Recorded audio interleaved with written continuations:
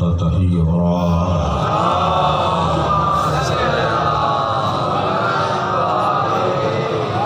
ولعنة الله على أعدائهم أجمعين من يوم عداوتهم إلى قيام يوم الدين. أما بعد، قال الحكيم في قرآن الكريم: بسم الله الرحمن الرحيم.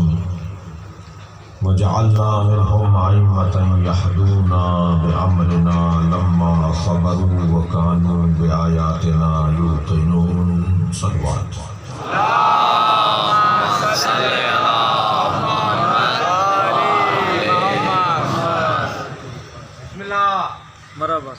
سورہ مبارکہ سجدہ آیت کا نشان ہے 35۔ اللہ اپنے اس کلام میں نظام امامت کو بیان کر رہا ہے۔ بسم اللہ۔ اللہ کا نہ تو کسی سے پڑوس ہے، نہ اللہ کا کسی سے پڑوس ہے، اور نہ ہی کسی سے رشتہ داری ہے۔ رشتہ داریوں کی بنیاد پر کچھ لیا جاتا ہے، اور پڑوس کی بنیاد پر کچھ لیا اور دیا جاتا ہے۔ ہمارے پڑوسی ہیں، ان کو کچھ بھیج دیو، ان کے یہاں سے کچھ آتا ہے، ہمارے یہاں سے کچھ جاتا ہے، اور رشتہ داروں کا خیال کرنا پڑتا ہے۔ اللہ کا نہ کوئی پڑوس ہے۔ اللہ مکے میں نہیں رہتا جو مدینے والوں کو پڑوس ہو جائے۔ اللہ کعبے میں نہیں رہتا جو مثال کے طور پر ریاض والوں کے لیے پڑوس ہو جائے۔ اور یہ ذہن میں ہے کہ اللہ ہر جگہ ہے۔ جب اللہ ہر جگہ ہے تو پھر اللہ کا پڑوس نہیں ہے۔ اللہ کی کوئی جگہ ہی نہیں ہے، اور ساری جگہیں اسی کی ہیں۔ ہر چیز اس کی ہے، وہ مالک ہے، وہ خالق ہے، مگر اس کا جسم نہیں ہے جو کہیں محدود ہو جائے۔ اور اللہ کا کسی سے کوئی رشتہ داری بھی نہیں ہے۔ لم یلد ولم یولد، نہ وہ کسی کا باپ ہے، نہ وہ کسی کا بیٹا ہے۔ جب نہ رشتہ داری ہے، نہ پڑوس ہے، تو پھر اللہ کسی کو دیتا ہے تو کس بنیاد پہ دیتا ہے؟ اللہ اگر کسی کو عطا کرتا ہے تو اللہ معیار اور اہلیت اور قابلیت کی بنیاد پر عطا کرتا ہے۔ بھئی ہر جگہ ایک ہی آواز ہے کہ میرٹ پہ تقرریاں ہونی چاہیے، میرٹ پہ داخلے ہونے چاہیے، میرٹ پہ تبادلے ہونے چاہیے، میرٹ پہ پارٹی ٹکٹس ملنے چاہیے۔ ہم بھی 1400 سال سے مجلس اسی لیے کر رہے ہیں کہ نبی کے بعد میرٹ پہ ماننا چاہیے۔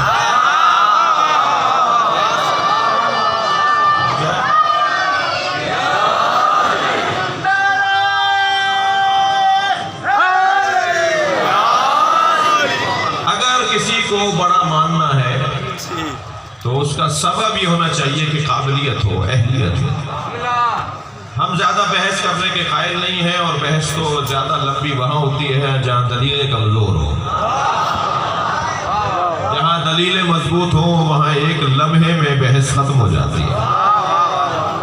تو جتنا دلیل میری مضبوط ہوتی چلی جائے گی، جتنا میری دلیل مضبوط ہوتی چلی جائے گی، اتنی بحث کی طوالت ختم ہو جائے گی اور بحث مختصر ہو جائے گی۔ ویسے ہی بات مختصر کرنی چاہیے، لمبی چوڑی بات کرنا بہت زیادہ مفید اور ضروری نہیں ہے۔ جی، ہندوستان میں یوم حسین تھا، اور یوم حسین کا عنوان یہ تھا کہ کربلا نہ ہوتی تو کیا ہوتا۔ اور مہمان خصوصی تھے علامہ نقطن صاحب۔ جب انہیں وقت دیا گیا تقریر کرنے کا تو 2 3 4 منٹ رہ گئے، وقت ختم ہو چکا تھا۔ کہا جی 2 منٹ میں بتا دیجئے، 4 منٹ میں بتا دیجئے، مختصر تقریر کر دیجئے۔ انہوں نے کہا جی 4 منٹ بھی زیادہ ہے، میں تو آدھی منٹ میں بتا دوں گا۔ کربلا نہ ہوتی تو کیا ہوتا؟ تو نقطن صاحب اب مائک پر آئے اور ایک جملے میں انہوں نے کہا کہ اگر کربلا نہ ہوتی تو جمعے کی نماز بدھ کو ہوتی۔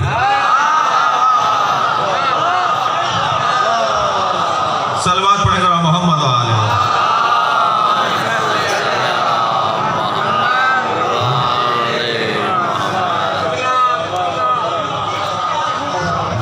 موصوف جا رہے تھے جمعے کے دن سفر پر، حاکم وقت، تو وہ جا رہے تھے۔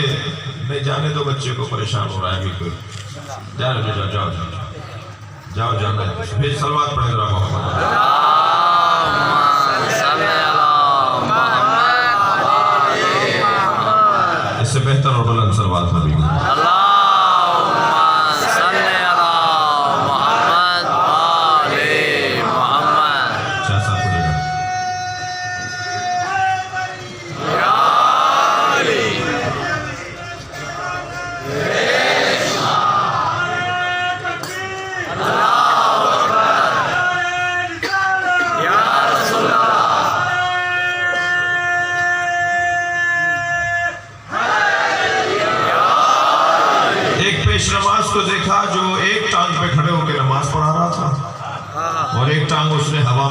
की हुई थी, हवा में उठाई हुई थी टांग और एक टांग पे नमाज पढ़ा। लतीफ़ा नहीं सुना रहा, करबला ना होती तो क्या होता। एक टांग पे खड़े होकर नमाज पढ़ा रहा है, एक टांग उसने हवा में मुअल्लक़ की हुई है। नमाज के बाद एक नमाजी ने पूछा, हुजूर ये क्या माजरा है, ये कौन सा तरीका नया निकला है? कहने लगे नहीं, मैं रास्ते में आ रहा था मस्जिद के लिए तो छींट लग गई, पैर नजिस हो गया, तो नजिस पैर अलहदा कर दिया और पाक पैर पे नमाज पढ़ा रहा हूँ। करबला ना होती तो ये होता। बात सही बात। एक जिंदा को बांध के लिटाया हुआ है, 40 लोग सफों में खड़े हुए, पेश नमाज जनाजा पढ़ा रहे हैं और वो जिंदा पुकार के कह रहा है मैं जिंदा हूँ, मैं जिंदा हूँ। और मौलाना जनाजे की तकबीरें पढ़ा रहे हैं। जब मौलाना ने जनाजा पूरा कर दिया तो किसी ने कहा हुजूर ये तो जिंदा है, आप कह रहे हैं जनाजा पढ़ा रहे हैं, ये तो कह रहा है मैं जिंदा हूँ। कहने लगे मैं क्या करूँ, ये एक कह रहा है मैं जिंदा हूँ, ये 40 कह रहे हैं ये मुर्दा है। करबला ना होती तो क्या होता। सलवात पढ़े जरा मोहम्मद व आले मोहम्मद।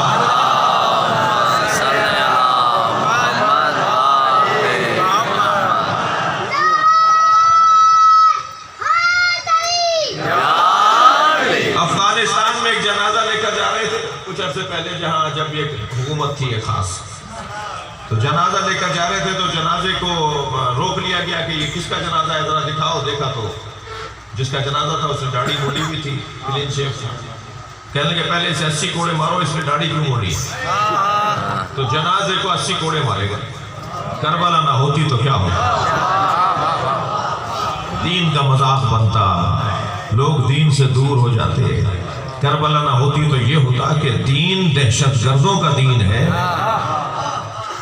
अमन और आश्ती का दीन नहीं है।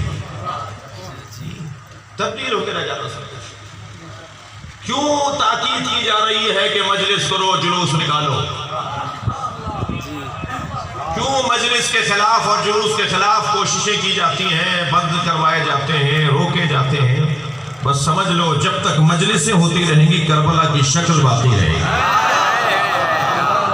और करबला का जिक्र दीन की तहफ़्फ़ुज़ की ज़मानत है। दीन जैसा था जो नबी लाए थे ऐसे ही महफूज रखने की जमानत को आज़ादारी कहा जाता है। लिहाजा मैं अपने सुन्नी भाइयों से मुखातिब हूँ, आज़ादारी किसी को बुरा कहने के लिए मुनक़िद नहीं की जाती। हमारे पास वक्त ही नहीं है कि हम किसी को बुरा कहें।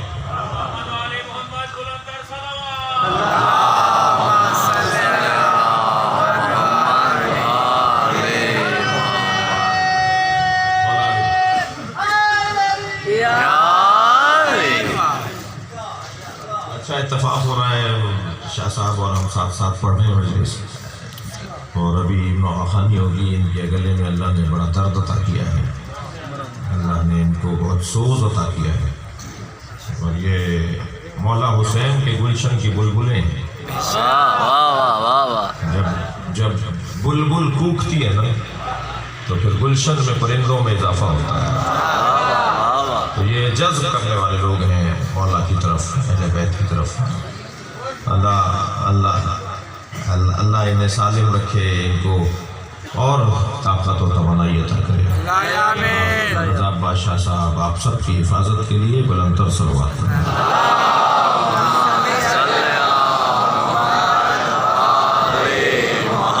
मेरे लिए ये मजलिस थोड़ी सी अजीब है, इसलिए कि मेरे मेज़बान जनाब मतार अली शाह वो हमारे दरमियान नहीं रहे। 7 मुहर्रम को महबूब अली शाह की तरफ से जो जुलूस था, आप सब की तरफ से था, उसमें मैं हाजिर हुआ था। तो यहाँ बैठे हुए थे वो कुर्सी पर। अल्लाह उनकी मग़फ़िरत फरमाए। ख़ास तौर पर जानशूरों की सतह पर, आम तौर पर सिंध में कई शहरों में शाह साहब का बड़ा काम था, बड़ी खिदमत थी। मेरी आरज़ू है कि इसी मरहले पे एक सूरह फातिहा उनके लिए पढ़ी जाए और 3 मरतबा सूरह इखलास। शाह साहब सैयद मतार अली शाह मूसी ने सैयद अली नवाज शाह मूसी रहमतुल्लाह अल फातिहा। अल्हम्दुलिल्लाह रब्बिल आलमीन अर्रहमानिर रहीम इय्याका नअबुदु व इय्याका नस्तईन सिरातल मुस्तक़ीम मग़फ़ूर अलैहिम बिस्मिल्लाहिर्रहमानिर्रहीम कुल हुवल्लाहु अहद بسم اللہ الرحمن الرحیم لم یلد ولم یولد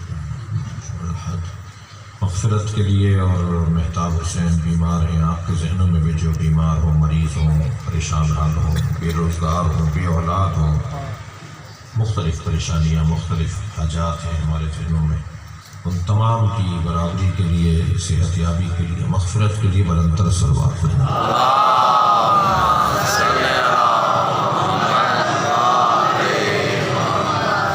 توجہ میرے ساتھ ہے۔ پروردگار عالم کا نہ کسی سے پڑوس ہے، نہ اللہ کی کسی سے رشتہ داری ہے۔ اللہ قابلیت کی بنیاد پر مقام عطا کرتا ہے، اہلیت کی بنیاد پر مقام عطا کرتا ہے۔ جی آپ اور میں اگر اپنی قابلیت بڑھا لیں تو اللہ ہمیں بھی بہت کچھ دے دے گا۔ صلاحیتوں کو بڑھانے کی ضرورت ہے۔ یہ جو تشیع کا وزن آپ کے کاندھے پر ہے نا، یہ جو ذکر حسین کی سنگینی آپ کے کاندھے پر ہے، اس سنگینی میں اضافہ ہو جائے گا اگر میں اپنی قابلیت کو بڑھا لوں۔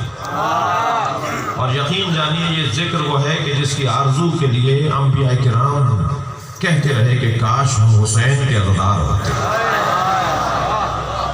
بہت بڑا مقام ہے عزاداران امام حسین کا، لہذا اپنی قابلیت میں اضافے کی ضرورت ہے۔ جتنی میری اور آپ کی قابلیت بڑھتی چلی جائے گی اتنا ہمارا کام بڑھتا چلا جائے گا۔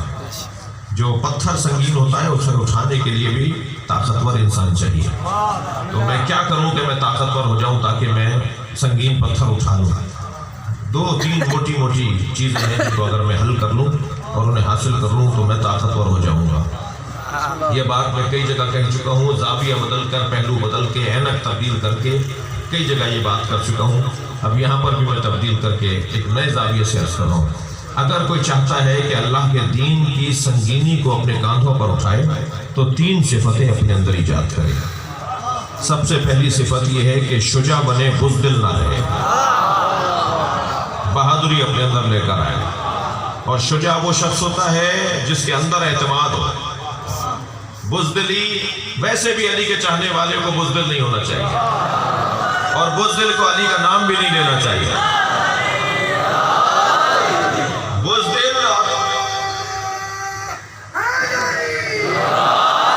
بزدل اور مولا علی کا نام لینا یہ دونوں جڑتے نہیں ہیں۔ میں ایک سکھ کا ایک سردار جی کا کلپ دیکھ رہا تھا، ہندوستان کے ایک سردار جی، ایک سکھ، وہ تقریر کر رہے تھے اور کہتے کہ میرا پوتا روزانہ گھر میں اچھلتا ہے، کودتا ہے، آوازیں لگاتا ہے اور بار بار کہتا ہے یا علی یا علی۔ تو میں نے اپنے پوتے سے پوچھا تو یا علی کہہ کر کیوں پکارتے ہو؟ کہنے لگا دادا جب میں یا علی کہتا ہوں میرے بدن میں طاقت آتی ہے، میرے خون میں حرارت آنے لگ جاتی ہے، میرے بدن میں توانائی آنے لگتی ہے۔ تو علی کا چاہنے والا، علی کا نام لینے والا بزدل نہیں ہوتا۔ بزدلی کو ختم کرنے کی ضرورت ہے۔ اچھا، بزدلی کا کوئی تعلق یا صرف تعلق میدان میں اترنے سے نہیں ہے کہ جو میدان چھوڑ کر بھاگ جائے وہ بزدل ہے، جو میدان میں کھڑا رہے وہ بہادر ہے۔ میدان صرف تلوار کا تو نہیں ہوتا۔ 200 سنیوں میں کھڑے ہو کے ہاتھ کھول کے نماز پڑھ کے دکھاؤ۔ صلوات پڑھے ذرا محمد و آلہ محمد۔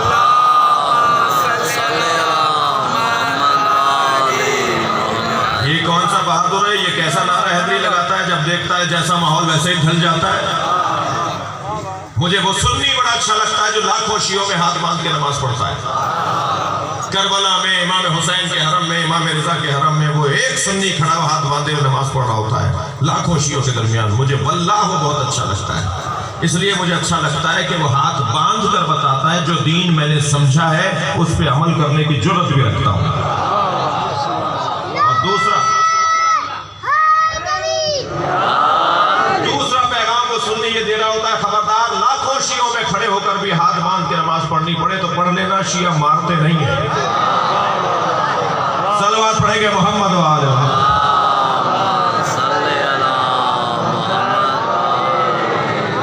تین صفتیں اپنا لیجئے میرے بچوں، جوانوں۔ میری خوش قسمتی ہے کہ میری مجلس میں جوانوں کی تعداد زیادہ ہے اور جو بزرگ بیٹھے ہیں وہ بھی دل کے جوان ہیں۔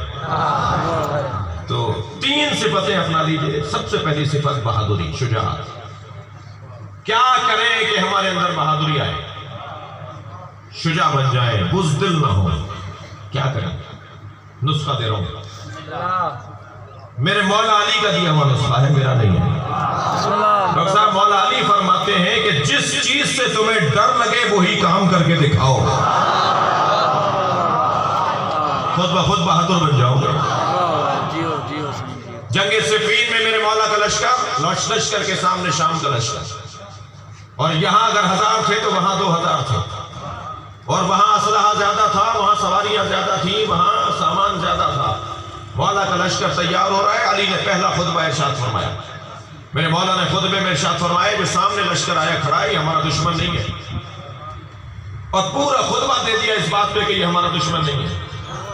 تو ایک کھڑا ہو گیا ہمارے مولا کا چاہنے والا، ایک مولا کے لشکر کا لشکری سپاہی، اور آواز دے کر کہنے لگا یا علی یہ ہمیں مارنے آئے ہیں، آپ فرماتے ہیں ہمارے دشمن نہیں ہیں۔ جملہ سنے مولا کا نہج البلاغہ میں، مولا فرماتے ہیں یہ ہمارے دشمن نہیں ہیں، تمہارے اندر کا خوف تمہارا دشمن ہے۔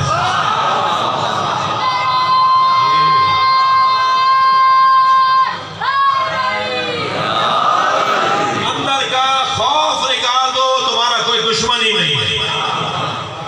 میں ابھی ایک اجلاس کے اندر بیٹھا تھا، میرے سامنے ایک ایسا شخص بھی بیٹھا تھا جس نے ہمیں بہت مارا ہے، اس ملک میں قتل کیے ہیں ہمارے بہت۔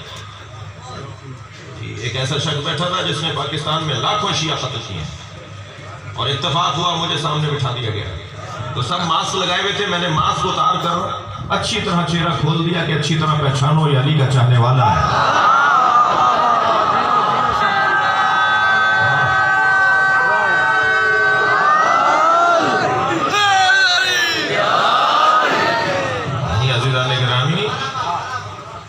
علی کا چاہنے والا اور بزدل ہو جائے، کبھی اگر پھر بچوں جوانوں کا نسخہ دے رہا ہوں، کبھی کسی افسر کے سامنے چلے جاؤ، کسی ایسے بندے کے سامنے چلے جاؤ جس کا روب تم پر پہلے سے ہو، اور وہاں جا کے بیٹھو اور دل کی دھڑکنیں بڑھنے لگیں تو زیادہ پریشان ہونے کی ضرورت نہیں ہے۔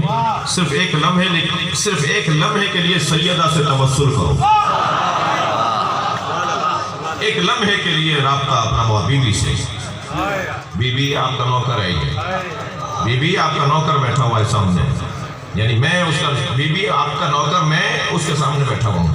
آپ یقین جانیے کہ جو طاقت آپ کے اندر آئی، یہ ساری روحانی باتیں کر رہا ہوں میں، یہ ساری روحانی باتیں ہو رہی ہیں، یہ کسی کتاب میں نہیں ملیں گی، تجربہ کر کے بتانا پڑے گا۔ تو یہ تجربے کی باتیں عرض کر رہا ہوں۔ علی کا چاہنے والا اور بزدل، پھر بات تکراری کر رہا ہوں، مجھے معاف کیجئے، مگر بار بار اس زمانے میں کرنے کی ہے۔ ایک صاحب مجھ سے کہنے لگے ہم نے بہت سنی دیکھے ہیں جو شیعہ ہوئے ہیں۔ میں نے کہا میں نے بہت شیعہ دیکھے ہیں جو سنی ہوئے ہیں۔ کہنے لگے آپ نے کہاں شیعہ دیکھ لیے جو سنی ہو گئے؟ میں نے کہا ہمارے 21ویں گریڈ کے افسران، ہمارے زمیندار، ہمارے وڈیرے، ہمارے سیاستدان جب چاہتے ہیں ہاتھ باندھ لیتے ہیں۔ تمہیں شرمندگی ہے کہ علی کو مانتے ہو؟ سینہ چوڑا کر کے کہو میں شیعہ ہوں۔ ہر دور سے زیادہ ضرورت ہے کہ اپنے مذہب کا اعلان کرو۔ اور عزیزان گرامی کہہ چکے ہیں، ہم بار بار یہاں بھی تکرار کر رہے ہیں، چہلم کی جلوس اور مجلس کی تیاری کیجئے۔ ہر سال آپ جلوس میں شریک ہوتے ہیں، کوئی پہلی دفعہ نہیں ہوں گے، جلوس پہلی دفعہ نہیں نکل رہا، لیکن صرف اتنی گزارش ہے کہ اگر جلوس میں ہر سال آپ کمزوری کے ساتھ آدھا جلوس کر کے زیارت کر کے واپس آ جاتے تھے، تو اس سال جلوس شروع ہونے سے ختم ہونے تک غیر حاضری نہیں ہوگی۔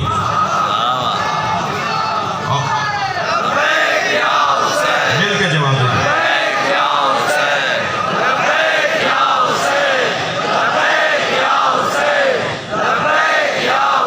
بلندتر صلوات پڑھیں۔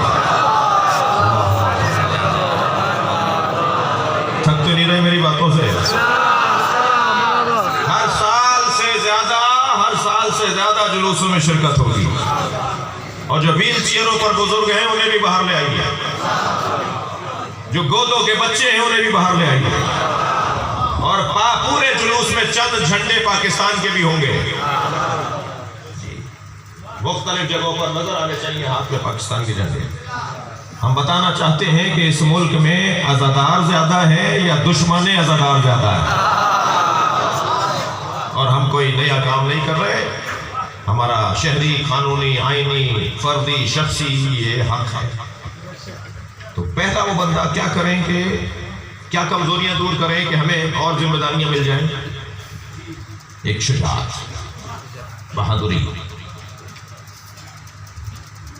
کچھ جانوروں کی صفات کو اپنانے کا اہل بیت نے ہمیں حکم دیا ہے.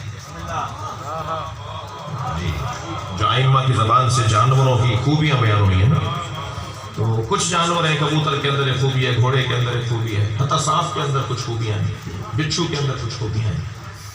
اور آپ کے گھروں میں ابھی یا پہلے پلی بھی ہوں گی مرغیاں. مرغی سب سے زیادہ پرندوں میں بزدل پرندہ ہے. اگر آپ پتھر پھینکیے، ڈنڈی پھینکیے، ہاتھ کا اشارہ کیے، ڈر کے بھاگ جائے گی. بزدل پرندہ ہے.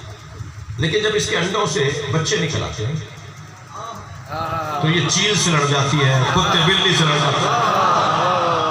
انسان اگر اس کے بچوں کے قریب آئے تو انسان کو پر مارتی ہے، چونچ مارتی ہے، لات مارتی ہے. یہ انڈوں میں بچے نکلنے سے پہلے بزدل تھی، بچے کے آ جانے کے بعد یہ بہادر کیسے ہو گئی؟ فرق یہی ہے کہ اسے کسی سے محبت ہو گئی ہے. اگر کسی سے محبت ہو جائے تو بہادری آ جاتی ہے.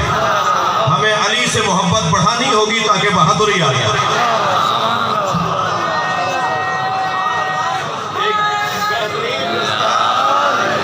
ایک بہترین رستہ محبت ہے علی مولا سے اور اہل بیت سے، جو بہادری کو بڑھائے گا. یہ کمزوری دور ہو جائے.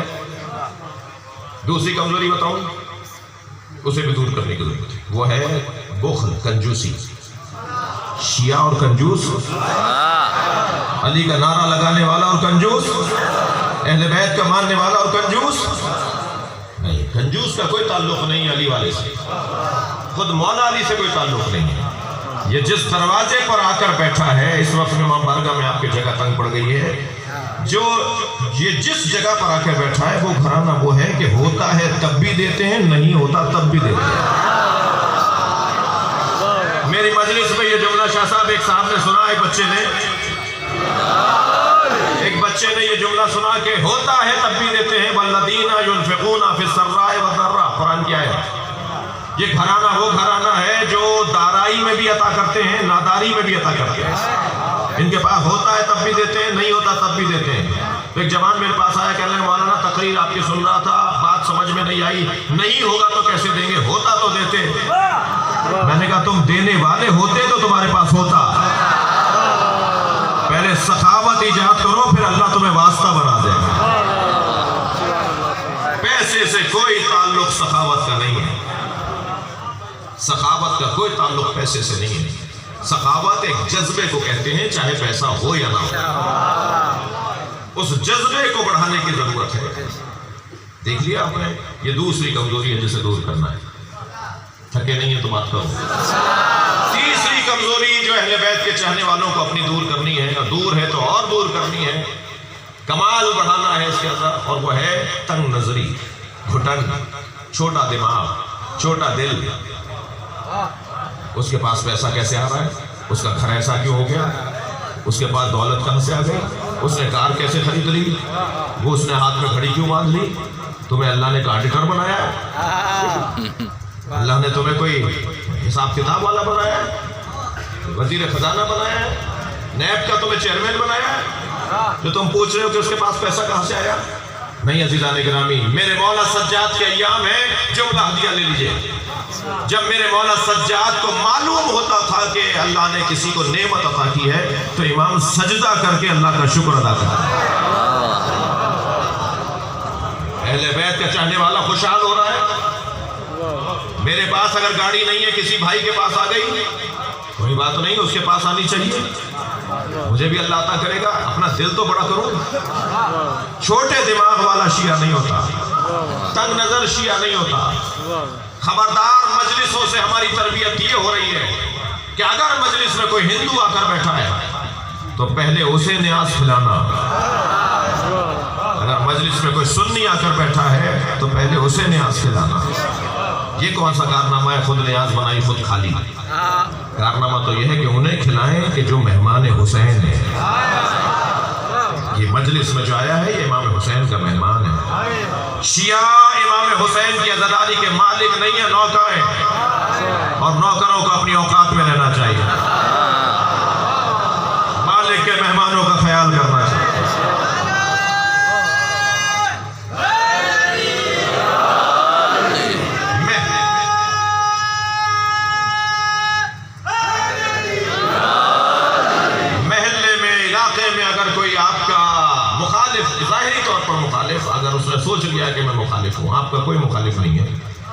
نے سوچ لیا ہے کہ وہ آپ کا مخالف ہے تو اس سے پیار بڑھائیے، اس سے محبت بڑھائیے، اس کا لین دین بڑھائیے۔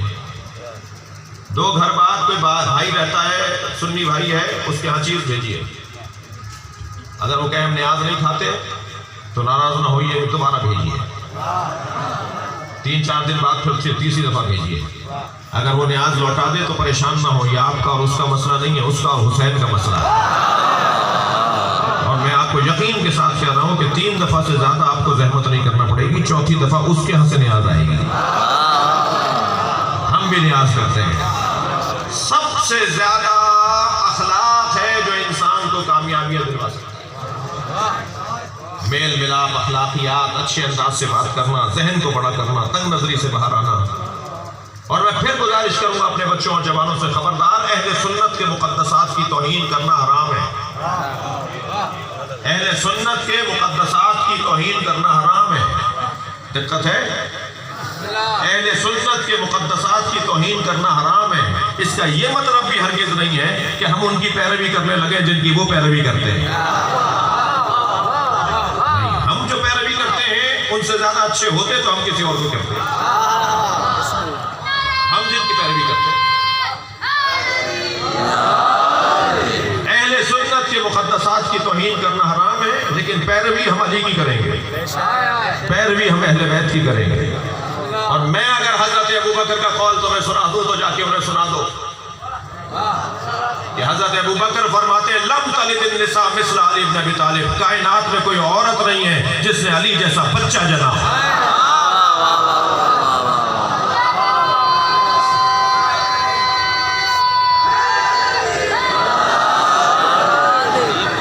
لہذا علی علی ہے بھائی، علی کے ساتھ کسی کا مقایسہ نہیں ہے، مگر یہ ذہن میں رہے کہ ہم اپنے بھائیوں کے مقدسات کی توہین نہیں کریں گے۔ ذوبوا فی علی کما ہوا ذاب اللہ، علی میں اتنے گم ہو جاؤ کہ علی میں ایسے گم ہو جاؤ کہ جیسا علی اللہ میں گم ہو گیا۔ بھائی ذرا میں کچھ کہنے جا رہا ہوں، ذرا توجہ کریں گے۔ ذوبوا فی علی، علی میں ایسے گم ہو جاؤ کما ہوا ذاب اللہ، کما ہوا ذاب فی اللہ، جیسے علی اللہ میں گم ہو گیا۔ گلاس رکھا ہے یا نہیں کوئی؟ گلاس میں فرض کیجئے آپ دودھ لے لیجئے، تصور کیجئے گلاس میں دودھ، اس دودھ میں اپنی انگوٹھی ڈال دیجئے۔ یہ انگوٹھی جب دودھ میں چلی جائے گی تو اس انگوٹھی کو سوائے دودھ کے کچھ اور نظر نہیں آئے گا۔ باہر رہے گی تو بہت کچھ دیکھ رہی ہوگی، لیکن جب یہ دودھ میں چلی جائے گی تو اس کے چاروں طرف اوپر نیچے ایک ہی چیز ہوگی اور وہ ہے دودھ۔ مثال ہے، علی میں گم ہو جاؤ کہ تمہیں علی کا دشمن ہی نظر نہ آئے، علی کا غیر ہی نظر نہ آئے۔ کہاں وقت رہ گیا ہمارے پاس، کہاں وقت ہے علی کے علاوہ کسی اور پہ غور کرنے کا؟ کیا ہم نے مولا کے فضائل سارے پڑھ لیے، سارے بتا دیے؟ نہیں عزیزان گرامی، اپنی قوم کو پیغام دے رہا ہوں، خبردار، حالات عجیب و غریب سے بنائے گئے۔ گھنٹی باندھی گئی ہے ایک ذاکر کے گلے میں، قصہ تو کچھ اور ہے، قصہ کچھ اور ہے۔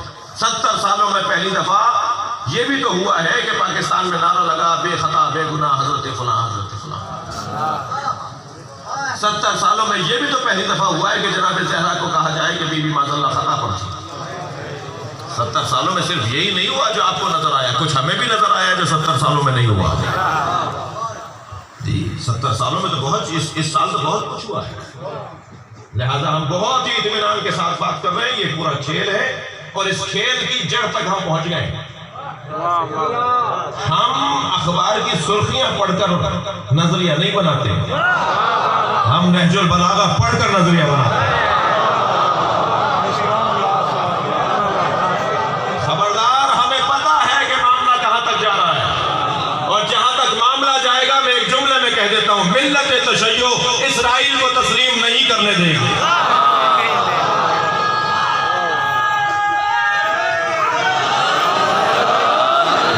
صلوات پڑھیں محمد و آل محمد۔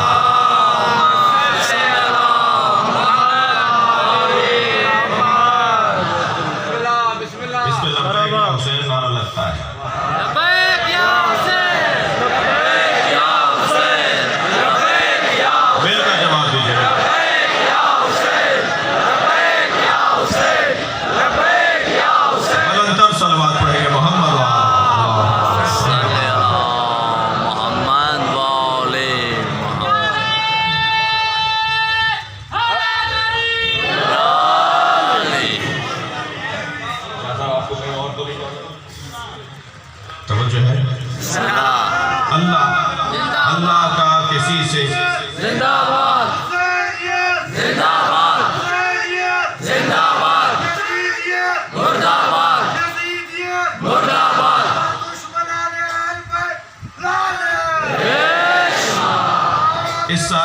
और बढ़ा दीजिए।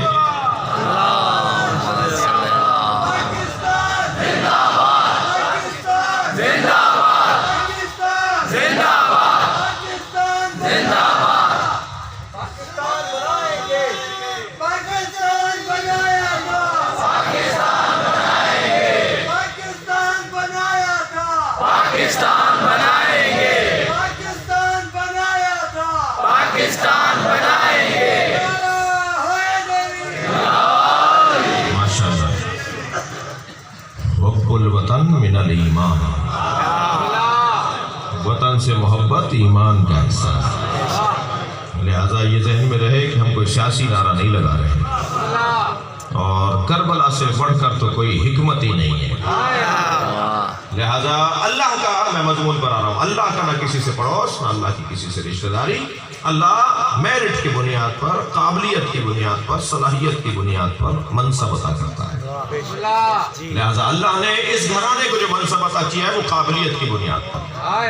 वजअलना मिनहुम अइम्मतन यहदूना बिअमरिना, हम बनाते हैं इनमें से कुछ को इमाम, इनमें से कुछ को, जिनमें अब्बास भी है ना, उनमें से कुछ को इमाम बनाते हैं, इनमें से कुछ को बनाते हैं, जिसमें अब्बास भी है उनमें से हुसैन को इमाम बनाते हैं। सलवात पढ़े जरा मोहम्मद व आले मोहम्मद।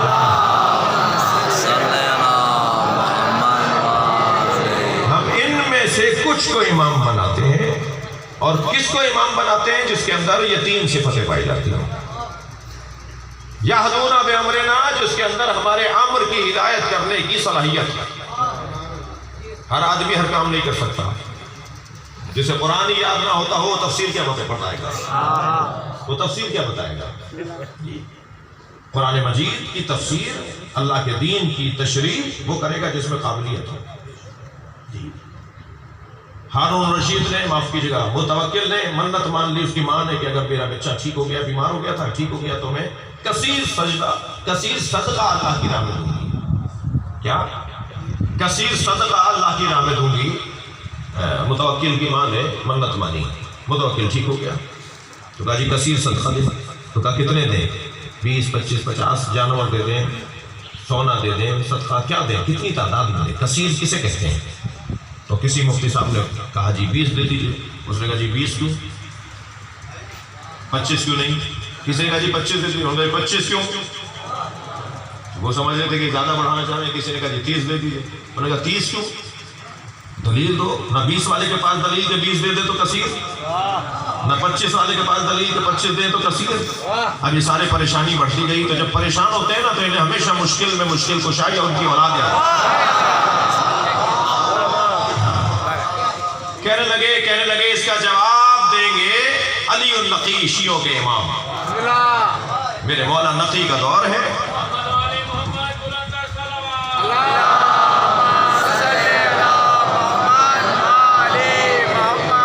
जब इमाम से पूछा गया कि मन्नत मानी थी, मन्नत पूरा करना चाहते हैं और मन्नत ये थी कि कसीर सदका अल्लाह की राह में देना है, तो कितनी चीजें दे दी जाए, तादाद कितनी हो? कसीर किसे कहते हैं? इमाम ने फरमाया 80 चीजें अल्लाह की राह में दे दो, 80 जानवर दे दो, 80 सिक्के दे दो, 80 की तादाद दे दो। तो जैसे वहां 20 वाले से और 25 और 30 वाले से पूछा गया, ऐसे यहाँ भी इमाम से कहा गया कि जी 80 क्यों? हजरत ने फरमाया तुमने कुरान नहीं पढ़ा? परवरदिगार आलम ने अपने नबी से क्या कहा? लक़द नसरकुमुल्लाह फी मवातिन कसीरा। अल्लाह ने, मेरे मुस्तफ़ा, अल्लाह ने तुम्हें कसीर मौक़ों पर नुसरत अता की है। तो अल्लाह ने 80 जंगों में ही तो नुसरत दी थी। सलवात पढ़े मोहम्मद व आले मोहम्मद।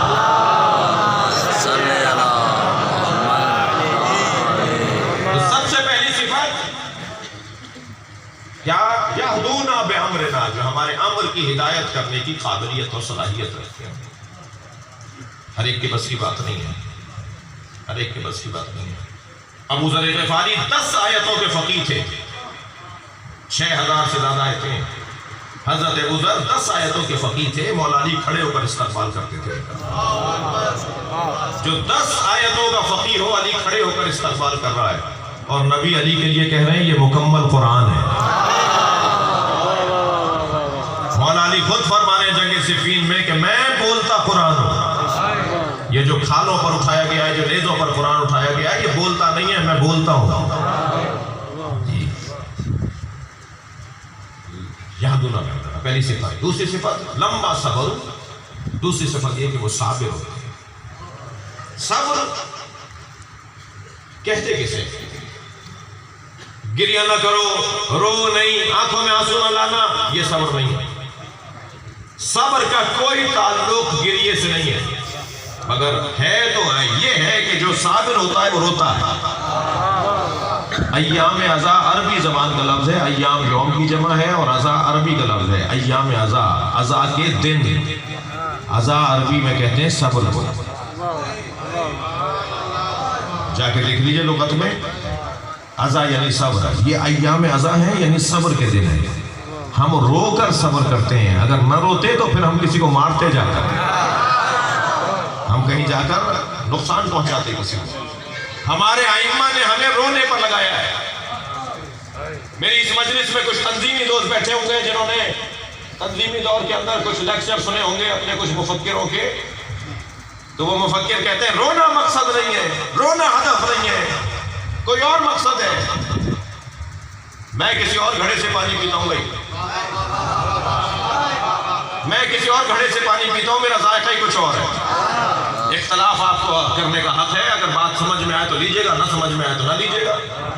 میں رونے کو ہدف کہتا ہوں۔ یہ جو مجلس ہو رہی ہے نا جس میں آپ روئیں گے ابھی، اور رو چکے ہیں کچھ دیر پہلے، اور ابھی اپنے بھائی اور پڑھیں گے تو آپ روئیں گے، یہ جو رونا ہے نا یہ خود مقصد ہے، خود ہدف ہے، موضوعیت رکھتا ہے۔ کون کہتا ہے کہ رونا مقصد نہیں ہے؟ دلیل دوں گا، دلیل دوں گا۔ رونا مقصد ہے۔ سب سے بڑا مسئلہ معاشرے کا قسی القلبی ہے، سخت مزاجی ہے، دہشت گردی ہے، شدت پسندی ہے۔ معاشرے سے سختی کو ختم کر دیجئے، معاشرہ ترقی کرنے لگے گا۔ معاشرے سے عدم برداشت کو ختم کر دیجئے، معاشرہ ترقی کرنے لگے گا۔ معاشرے میں برداشت کو بڑھا دیجئے، معاشرہ ترقی کرنے لگے گا۔ جتنے ممالک ترقی یافتہ ہیں ان کا بنیادی نسخہ یہ ہے کہ ان کے ہاں برداشت پائی جاتی ہے، تحمل مزاجی پائی جاتی ہے، صبر پائی جاتی ہے، صبر پایا جاتا ہے۔ اور برداشت اور تحمل مزاجی اور صبر کا بڑا گہرا تعلق رونے سے۔ جس کا دل سخت ہوتا ہے نا وہ نہیں روتا، اور جس کا دل سخت ہوتا ہے وہ گردنیں دباتا ہے، وہ لوگوں کو مارتا ہے، وہ قتل کرتا ہے، وہ سفاکیت دکھاتا ہے، وہ ظلم کرتا ہے، وہ زیادتی کرتا ہے۔ کیوں انبیاء کرام رونے کی مشق کرتے تھے؟ انبیاء کرام کا دن بھر کا ایک دورانیہ رونے میں گزرتا تھا۔ حتیٰ بعض نبیوں نے بعض غذاؤں کی تعلیم دی ہے کہ فلاں غذا کھاؤ تاکہ تمہارے آنسو آ جائیں، تمہیں رونا آ جائے۔ میری بیوی سیدہ فرماتی ہے مجھے بچے اس لیے اچھے لگتے ہیں کہ روتے زیادہ ہیں۔ کیوں بچے اس لیے اچھے لگتے ہیں؟ روتے زیادہ ہیں۔ بچے روتے کیوں زیادہ ہیں؟ ان کا دل نرم ہے۔ سیدہ چاہتی یہ ہے کہ تم 80 سال کے ہو جاؤ مگر دل تمہارا نرم رہے۔ عزیزان گرامی پھر ایک جملہ کہہ کر آگے بڑھو۔ کتنے اس ملک کے اندر دھماکے ہوئے، خود کچھ دھماکے ہوئے، ٹارگٹ کلنگ اس ملک کے اندر کیا کچھ نہیں ہوئی۔ ہم نے 20,000 سے زیادہ جنازے اس ملک کے اندر اٹھائے، اور بعض تو ایسے ایسے ہم نے سپوت اس ملک کے اندر گرتے ہوئے دیکھے۔ کیسے کیسے آسمان ہم نے زمین میں دفنائے ہیں، کتنے بڑے بڑے لوگ ہم نے زمین میں دفنا دیے۔ لوگ زمین سے سونا نکالتے ہیں، ہم نے سونے زمین میں دبائے ہیں۔ ہاں ہم نے کتنا نقصان کیا، مگر کبھی کسی شیعہ نے جا کے خودکش دھماکہ کیا؟ کبھی کسی عزادار نے جا کر کسی پہ فائرنگ کی؟ کیوں؟ اس لیے کہ آپ کو رلا کر رونے کی مشق کر کے تربیت کی جا رہی ہے۔ جو قوم رونے کی مشق کرتی ہو نا وہ کسی کو رلاتی نہیں ہے۔ اتنی عادت ڈالو رونے کی، حضرت مختار فرماتے ہیں، مختار ثقفی رحمت اللہ علیہ فرماتے ہیں اتنا حسین پر رو کہ سینے میں غصہ جمع ہوتا رہے، اور جب حسین کا وارث مہدی آئے تو پھر اس کی حمایت میں یہ غصہ حمایت میں بہا ہے۔ پھر وہ کہیں گے کہ اب حسین کے نام پر ایسا کرو۔ یہ ہم مشق کر رہے ہیں۔ رونا انسان کی تربیت کا ایک بڑا عنوان ہے۔ جو روتے ہیں نا ان کا دل نرم ہوتا ہے، وہ رلاتے نہیں ہیں کسی کو۔ لہٰذا کہا ہے معصوم نے اگر رونا نہ آ رہا ہو تو رونے کی شکل بناؤ، رونے کا ماحول بناؤ، رونے کا انداز اپناؤ۔ جن کو آنسو نہیں آتے برابر والا رو رہا ہو تو اللہ سے دعا مانگا کرے، یا اللہ مجھے رونا نہیں آ رہا، میرے برابر والا رو رہا ہے، مجھے ایک ہی آنسو کا قطرہ دے دے، تو اس مجلس میں اگر ایک قطرہ بھی آنسو کا آ گیا نا، صبر، ایام عزا یعنی ایام برداشت۔ روتا کون ہے؟ جو برداشت کر رہا ہوتا، جو تھپڑ مار کے آ جاتا ہے پھر روتا نہیں ہے وہ، جو بدلہ لے کے آ جاتا ہے پھر روتا نہیں ہے وہ۔ روتا کون ہے؟ روتا وہی ہے کہ جو برداشت کر رہا ہوتا ہے۔ لما صبر وکانوا بآیاتنا یوقنون۔ اور تیسری صفت جنہیں اللہ امام بناتا ہے ان کی یہ ہے کہ وہ اللہ کی آیات پر یقین رکھتے ہیں۔ آپ کو کسی چیز پہ یقین ہو اور دوسرے اس بات کو مان نہ رہے ہوں اس لیے کہ یقین نہیں ہے انہیں، تو آپ کی دید ہی کچھ اور ہوگی، آپ کی دید ہی کچھ اور ہوگی۔ آپ کہیں گے ان کو پتہ ہی نہیں، جو میں دیکھ رہا ہوں وہ دیکھ ہی نہیں۔ وہ جو دل کی آنکھیں ہوتی ہیں نا جسے یقین کہا جاتا ہے، یہ نہیں کہنے کو بھائی یہ میری بات نہیں مان رہے، میری بات نہیں سمجھ رہے، انہیں پتہ ہی نہیں ہے کہ میں کیا کہہ رہا ہوں۔ یقین کی کیفیت ہے۔ عزیزان گرامی، کربلا میں یقین والوں کا اجتماع تھا، اور کربلا میں حسین مولا کا یقین تو بہت بلند درجے کا تھا۔ سلام اس سکینہ پہ ہو جنہوں نے اس پورے سفر میں کبھی شکوہ نہیں کیا۔ کوئی ایک کہیں دکھا دیجئے روایت کہ بی بی نے اپنی پھوپھی سے کہا ہو، پھوپھی اماں معاذ اللہ یہ ہمارے ساتھ کیوں ہو رہا ہے؟ نہیں، شکر کرتی رہی، صبر کرتی رہی۔ کبھی غور فرمایا کہ اس بچی کی شہادت زندان میں کیسے ہوئی؟ عزاداروں، دم گھٹنے سے ہوئی ہے۔ کتنا برداشت کرتی ہے 4 سال کی بچی؟ اس نے کربلا میں کیسے کیسے منظر دیکھیں۔ آپ بھی صاحبان اولاد بیٹھے ہوئے ہیں نا، آپ کے گھروں میں بھی بچے ہیں، آپ کے گھروں میں بھی بچیاں ہیں۔ کچھ دیر کے لیے سوچیں کہ کیا گزرا ہے اس بچی کے اوپر، کیا منظر دیکھا اس نے کہ جب بھائی سجاد کے نیچے سے بستر کھینچا جا رہا ہے۔ مجھ سے بیان نہیں ہو پائے گا مقتل کی کتاب میں کہ ایک لوٹنے والے یزیدی سپاہی نے جب امام سجاد کا بستر کھینچا نا تو امام لیٹے ہوئے تھے، منہ کے بل تبدیل ہو گئے، اور بہن سکینہ تھی جو بھائی کو سنبھال رہی تھی۔ یہ کیا منظر تھا جو اس بچی نے دیکھا؟ اجرکم علی اللہ۔ اللہ کسی غم میں نہ رلائے آپ کو سوائے تو اہل بیت میں رونے رلانے والوں میں قرار دے۔ اس بچی نے اور منظر دیکھا، کیا دیکھا کہ بابا کے لاشے پہ گھوڑا دوڑایا جا رہا ہے۔ یہ منظر بھی اس بچی نے دیکھا۔ اور پھر وہ منظر کیسا تھا جو سکینہ نے دیکھا کہ پھوپھی کے سر سے چادر اتر رہی ہے۔ اور وہ منظر کیسا تھا کہ ایک شخص نے جناب سکینہ کا گوشوارہ مانگا نہیں ہے۔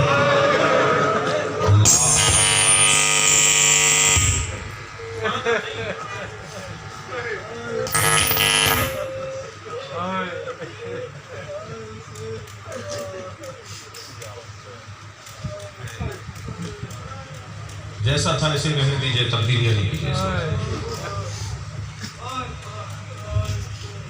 گوشوارے اگر مانگ لیے ہوتے نا تو یہ کریم حسین کی بیٹی ہے، یہ اتار کے دے دیتی گوشوارے۔ بی بی سکینہ کا ذکر ہو رہا ہے، شاید اس وجہ سے بھی اندھیرا کیا گیا ہے۔ سیدہ سکینہ سے کہیں بی بی ہماری مجلس پر ایک نگاہ کرم، آپ کے چاہنے والے آپ پر گرے گئی نا تو اس کا بیان بڑا مشکل ہے۔ ایک شخص نے بالوں کی طرف ہاتھ بڑھایا اور ایک شخص نے تازیانہ اٹھایا۔ جناب زینب کی آواز آئی، سکینہ بابا کا لاشا چھوڑ دو۔ جو سینے پہ سونے والی بچی وہ بابا کا لاشا مڑ مڑ کے دیکھتی رہی، اور بابا کا لاشا بغیر کفن کے، بغیر دفن کیے ہوئے چھوڑ کے چلی گئی۔ آپ نے بہت سنا ہوگا کہ بی بی اونٹ سے گر گئی تھی، میں نے پڑھا ہے بی بی کو گرایا گیا تھا۔ اجرکم علی اللہ، اجرکم علی اللہ۔ جو رونے آئے ہیں اپنی آوازوں کو آزاد کریں گے۔ جب آپ بلند آواز سے روتے ہیں نا، امام جعفر صادق دعا دیتے ہیں، امام رضا رونے والوں کو دعا دیتے ہیں، امام محمد باقر مصلی بچھا کے عزاداروں کے لیے دعا کرتے ہیں۔ بی بی سکینہ کو اونٹ سے گرایا گیا، جب کبھی بابا کا سر دیکھتی تھی نا تو آواز دیتی، بابا مجھے اپنے ساتھ لے جاؤ، بابا مجھے تماچے مارتے ہیں، بابا مجھ پہ ہاتھ اٹھاتے ہیں۔ کبھی پیغمبر کو آواز دے کر روتی تھی، پورا قافلہ گریا کرتا تھا۔ ایک ظالم نے دوسرے ظالم سے کہا کہ کیا کریں اس بچی کا رونا بند ہو جائے۔ تو اس نے کہا سکینہ کا اونٹ آخر میں لے آؤ، میں سکینہ کو اونٹ سے گرا دوں گا، تم قافلہ آگے بڑھا دینا۔ ابن رجب نامی ایک ظالم نے بی بی کو اونٹ سے گرا دیا، قافلہ آگے بڑھنے لگا، بی بی پیچھے پیچھے دوڑتی آ رہی ہے۔ بھیا سید سجاد میں گر گئی، پھوپھی اماں زینب میں گر گئی، قافلہ آگے جا رہا ہے۔ سر حسین کو زینب نے دیکھا کہ حسین رو رہے ہیں، کہاں تو دور سے دیکھا کہ ایک درخت کے سائے میں ایک برقع پوش بی بی ہے جو جناب سکینہ کو اپنی آغوش میں لیے ہوئے ہے، اور سکینہ بھی اس گود میں سو گئی ہے۔ میری بی بی زینب کو دو تعجب ہوئے۔ پہلا تعجب تو یہ ہوا کہ یہ کسی کی گود میں نہیں جاتی، جب رسیاں کھولی جاتی ہیں، جب قافلہ روکا جاتا ہے تو کبھی رباب بی بی آگے بڑھ کے کہتی ہے میری گود میں آ جاؤ، تو کہتی ہے مجھے تو بابا کی گود میں جانا ہے۔ جناب زینب آگے بڑھ کے کہتی ہے میری گود میں آ جاؤ، تو کہتی ہے مجھے تو بابا کی گود میں جانا ہے۔ یہ تو کسی کی گود میں نہیں سوتی، یہ کون ہے جس کی گود میں یہ سو گئی ہے؟ دوسرا تعجب یہ ہوا کہ ہم پہ تو کوئی رحم نہیں کرتا، ہم پہ تو کوئی رحم نہیں کرتا، یہ کون ہے جو ہم پہ رحم کر رہا ہے؟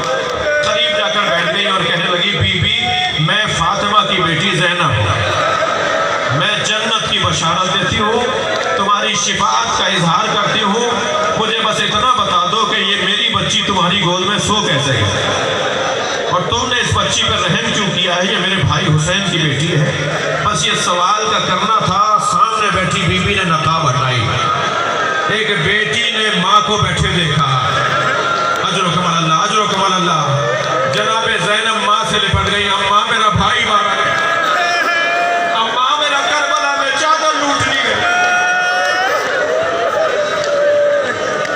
یہ قافلہ شام پہنچا، اجر و کمال اللہ، اجر و کمال اللہ۔ یہ قافلہ شام پہنچا، شام کے دربار میں جو اس بی بی پہ ظلم ہوا اس کی تاریخ علیحدہ ہے، مگر عزادارو زندان شام میں کیا ہوا؟ زندان شام میں کیا ہوا؟ آدھی رات گزری تھی کہ بی بی سوتے سوتے اٹھی، کبھی زندان کے اس کونے میں جاتی ہیں، بابا بابا بابا، ابھی آپ یہاں کھڑے تھے، کبھی زندان کے اس کونے میں جاتی ہیں بابا، کبھی پھوپھی کے پاس آ کے کہتی میرے بابا آئے تھے، کبھی اماں رباب کے پاس جا کے کہتی اماں بابا کہہ رہے تھے میں تمہیں لینے آیا ہوں، اماں مجھے تو بابا لینے آئے تھے، بابا کہاں چلے گئے؟ ہائے بابا، ہائے بابا، بابا بابا بابا کہہ کے رونا شروع ہوئی۔ میری بی بی کا گریہ جب بلند ہوا تو زندان کی آواز دربار تک پہنچی، یزید کے آرام میں خلل پڑا تو کہنے لگا اس بچی کے لیے حسین کا سر بھیجو، یہ اپنے باپ کا سر دیکھے گی تو شاید اس کا رونا بند ہو جائے گا۔ سر درمیان میں لا کے رکھا گیا، رومال ہٹایا گیا۔ جناب سکینہ نے امام سجاد کو دیکھ کر کہا اے بھیا یہ کس کا سر ہے؟ فرمایا یہ بابا حسین کا سر ہے۔ تو گرتی تھی اٹھتی تھی، گرتی تھی اٹھتی تھی، بابا کے سر کے قریب گئی، سر ہاتھ میں لے کر کہا بابا یہ آپ کے چہرے پہ کس کا خون ہے؟ بابا یہ آپ کی رگیں کس نے کاٹی ہے؟ بابا بابا آپ کی پیشانی پہ پتھر کس نے مارا؟